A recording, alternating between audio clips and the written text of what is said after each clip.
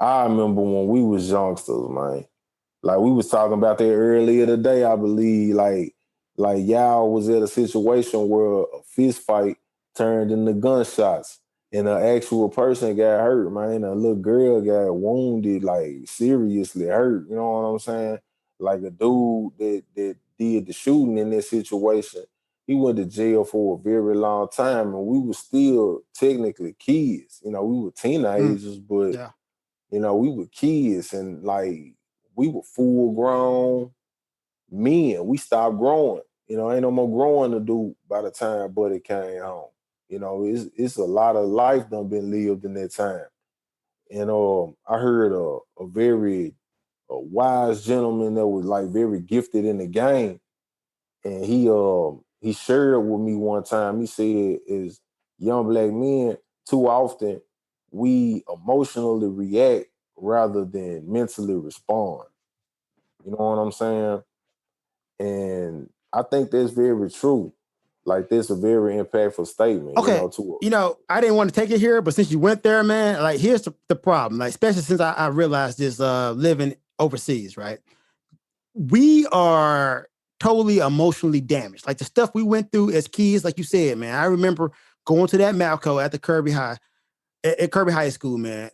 And just full transparency, I'm not proud of this, but yeah, I was partly involved in that shooting. Like that was some stuff that I felt like I could have stopped. Now, in retrospect, looking at it, it was like a lot of beef, a lot of stupid gang shit that me at the time, like not being smart and wise, I could have like stopped that. I feel like I could have did something, or at least could have got the people, because that was like directly connected to us. I could have been like, yo, no, we're not doing this. My point being is, man, we were traumatized. Like some of the stuff we went through is unheard of in yeah, Japan. You would never hear of a kid like pulling out a pistol and just blindly shooting and hitting a girl, hitting a yeah, little girl. You wouldn't hear that. yeah. That would not happen. Like where we from, literally somebody dies every day. But why Like is that? What is the emotional baggage for that? So you're right. That's why those emotion comes out in the club when somebody step on our Jordans. You feel, because like, look, it's all a bunch of emotional stuff that just piling up on you. yeah, we emotionally react rather than mentally respond. But I mean, who's going to teach us how not to emotionally react? Is the question, right? Man, we Like, better start teaching the ones below us. I there you just go. had a conversation with a young man earlier today that was on the block. He 18 years old. I don't even know his name. So I just called him 18 because he didn't tell me his name. And he 18 years old and he got a face tattoo right over here above his eyebrow. It say sensational, right? And you got your little tattoos on your arm. You got your tattoos on your arm, tattoos on your hand. You tatted up, 18. You got fake jewelry. It look like your tattoos look like you did them yourself with a Sharpie or something. Like, and so I asked him, I was like, buddy, how old are you? And when he told me he was 18, and so I said, man, do you have any aspirations to live, to be, like, if you could live as long as you wanted to live, how old would you want to live to be? That's what I asked him. And he said 86. He had a specific number. The people that was with us started laughing at him. I said, man, don't laugh at him. You know what I'm saying? Let him tell his number. And he was like, he want to be 86. So that tell me that specific of a number. You thought about it. So you want to be 86 years old. I said to that young man, I said, what 86-year-old you know with face tattoos? You gonna be the first one.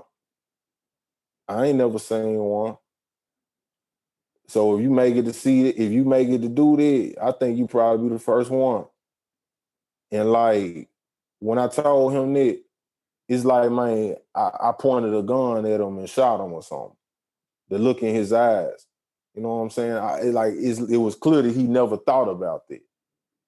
And so I was like, man, that thing between your ears called your brain, the rumor is that it's infinite. That's the one thing that you can just put as much information inside of as you could possibly muster.